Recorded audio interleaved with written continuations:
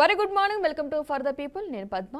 ఇక ఈ రోజు టాపిక్ లోకి వెళ్ళిపోదాం. ఉచిత పథకాలపై సుప్రీంకోర్టు అయితే కొన్ని కీలక వ్యాఖ్యలు అయితే చేసింది. ఎన్నికల సమయంలో ఉచిత పథకాల ప్రకటనపై అసంతృప్తి అయితే వ్యక్తం చేసింది. ఉచితాల వల్ల ప్రజలు కష్టపడేందుకు ఇష్టపడడం లేదని, ఎలాంటి పని చేయకుండానే రేషన్ డబ్బులు రావడం వల్లే ఈ పరిస్థితి ఎదురవుతుందని కూడా తెలిపింది. ఉచితాల ద్వారా జనం దేశాభివృద్ధిలో భాగం కాలేరని justice BR Gavai, justice Augustine George మాసిహ్తో కూడిన ధర్మాసనం అయితే స్పష్టం చేసింది. సుప్రీంకోర్టు వ్యాఖ్యలతో ఎప్పటికైనా పార్టీల వైఖరి మార్చుకుంటాయా లేదా ఉచితాలు ఇవ్వడం మానేసి వాస్తవంగానే ప్రజలకు అవసరమైన పనులు చేస్తారో చూడాలి. సో ఇదే అంశానికి సంబంధించి మనతో మాట్లాడడానికి లైవ్ లో సిద్ధంగా ఉన్నారు. జూమ్ లైవ్ లో టీపీసీసీ అధికార ప్రతినిధి చరణ్ కౌశిక్ గారు, అదేవిధంగా వైసీపీ అధికార ప్రతినిధి మాదిరెడ్డి శ్రీనివాస్ రెడ్డి గారు, జనసేన అధికార ప్రతినిధి అజయ్ వర్మ గారు. గుడ్ మార్నింగ్ అండి అందరికీ.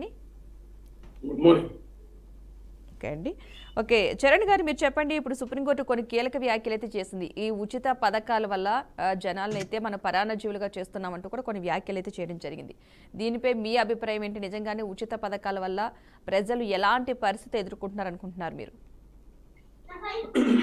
మేడం, సుప్రీంకోర్టు చాలా స్పష్టంగా ప్రకటించింది ఏంటంటే ఉచిత పథకాల వల్ల, అంటే ఉచిత పథకాలు అందరికి ఇవ్వదని చెప్పలేదు. ఎవరైతే నిజంగా పేదవాళ్ళు ఉంటో వాళ్ళకి ఖచ్చితంగా ఉచిత పథకాలు ఇవ్వాలి. ఉచిత పథకాల పేరు మీద వాళ్ళు బిలో పావర్టీ కావచ్చు, అదేవిధంగా అన్ని రకాల ఫెసిలిటీస్ అనుభవిస్తున్న వ్యక్తులకు ఉచిత పథకాలు ఇవ్వడం మూలంగా ప్రజాధనం వృధా అవుతుంది. అదేవిధంగా వాళ్ళు సోమరిపోతుగా తయారయ్యే అవకాశం ఉంది. అదే కాకుండా నిజమైనటువంటి పేదవారికి అన్యాయం జరుగుతుందని చెప్పేసి సుప్రీంకోర్టు ప్రశ్నించిన మాట వాస్తవం. అదే కాకుండా ఏ పార్టీ అయినా ఏ ప్రభుత్వం అయినా ఖచ్చితంగా ఉచిత పథకాలు అనేది ఆ స్కీమ్ లో భాగంగా ఖచ్చితంగా నిజమైనటువంటి లబ్ధిదారులు, అంటే దానికి సంబంధించిన గైడ్ లైన్స్ ఉన్నాయి. ఎందుకంటే బిలో పావర్టీ లైన్ కావచ్చు, అదే వైట్ రేషన్ కార్డు ఉన్న వాళ్ళు కావచ్చు, లేదు ఆర్థికంగా కింద ఉన్న వాళ్ళు పైకి తీసుకొచ్చే క్రమంలో ఖచ్చితంగా అందరినీ ఒకే గాడిలో చూసే ప్రయత్నం చేయలేం. కాబట్టి ఖచ్చితంగా కింద ఉన్న వాళ్ళని పైకి తీసుకొచ్చే ప్రయత్నంలో భాగంగా ఖచ్చితంగా ఉచిత పథకాలు కావచ్చు, అదేవిధంగా సబ్సిడీస్ కావచ్చు రాష్ట్ర ప్రభుత్వాలు కల్పిస్తుంటాయి. దానిలో భాగంగా కింద వర్గాలను పైకి తీసుకురావాలి, ఖచ్చితంగా వారికి చేయూతను అందించాలని చెప్పేసి ఏ ప్రభుత్వాలైనా భావిస్తాయి. కాబట్టి కేంద్ర ప్రభుత్వం చాలా స్పష్టంగా ప్రకటించింది.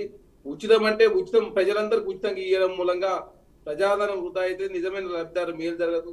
అదే కాకుండా వారు సోమరిపోతులు తయారయ్యే అవకాశం ఉందని చెప్పేసి సుప్రీంకోర్టు కూడా చాలా స్పష్టంగా చెప్పింది. కాబట్టి నిజమైన పేదవారి కావచ్చు, నిజంగా అన్ని రకాలుగా నష్టం జరిగిన వాళ్ళకు ఏ పథకమైన వర్తింపజేసిన నష్టం జరగదు. కానీ ఉచితాల పేరు మీద ఈ పథకం అనేది అందరూ గుర్తించాలని చెప్పే ప్రయత్నమే మానుకోవాలని చెప్పేసి సుప్రీంకోర్టు చెప్పింది. కాబట్టి ఖచ్చితంగా ఉచిత పథకాలు అనేది పేద వర్గాలు కావచ్చు, బిలో పావర్టీ లైన్ ఉన్న వారికి కావచ్చు, వైట్ రేషన్ కార్డు ఉన్న వాళ్ళకి కావచ్చు, వారిని కింది నుంచి పై తీసుకొచ్చే ప్రయత్నంలో భాగంగా ఉచితంగా చదువు అందిస్తాం. అదే కాకుండా ఇప్పుడు కొన్ని పథకాలు ఉంటాయి, ఉచిత విద్య కావచ్చు, అదేవిధంగా ఉచిత వైద్యం. ఈ రెండు విషయాల్లో మరి ఎవరికైనా ఉచితంగా వైద్యం ఇవ్వాల్సి వస్తుంది, ఉచితంగా విద్య కూడా ఇవ్వాల్సిన అవసరం ఉంటుంది. కాబట్టి కొన్ని విషయాల్లో సుప్రీంకోర్టు చెప్పింది వాస్తవం, కొన్ని విషయాల్లో సుప్రీంకోర్టు చెప్పినప్పటికీ కూడా అన్ని విషయాలు ఈ విధంగా ముందుకు పోలేం, అలా అని ఉచిత పథకాలు ఇవ్వకుండా ఉండలేం. కాబట్టి ఖచ్చితంగా నిజమైన లబ్ధిదారులకు మేలు జరిగే విధంగా ఏ పథకం ఉన్నా కూడా బాగుంటుందని చెప్పేసి మేము భావిస్తాం. ఓకే.